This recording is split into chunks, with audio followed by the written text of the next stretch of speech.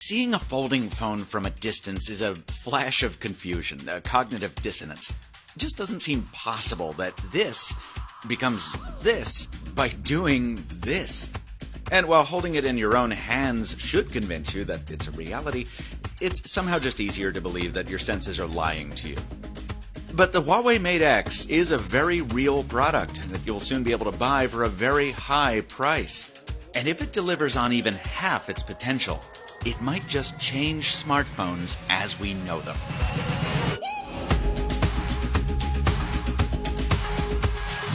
The Mate X promises the same practical benefits as Samsung's Galaxy Fold, announced a week earlier. It gives you a one-handed smartphone and a two-handed tablet bundled into one mobile device. But where the Galaxy Fold closes around its primary display to protect it, the Mate X flips the script. Its display becomes the casing when the phone is closed.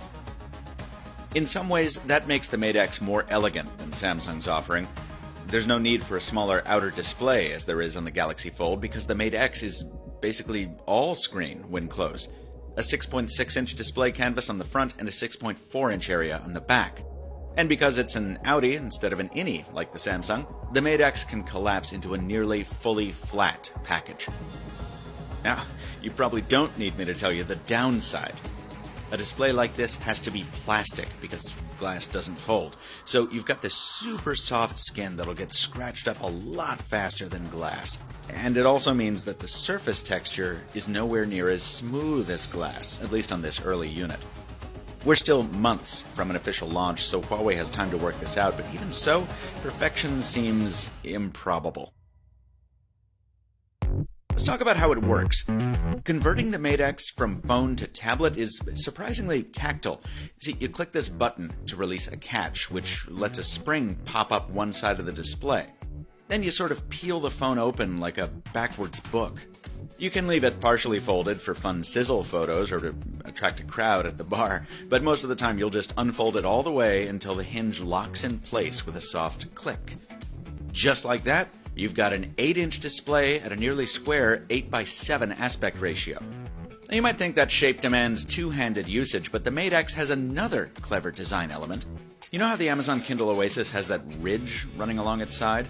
There's a grip on the Mate X that reminds me of it, and it makes one-handed use much more comfortable. I really didn't expect the Mate X to feel this light in tablet mode, just like I didn't expect it to feel as dense as it does when closed. Again, it plays with your mind.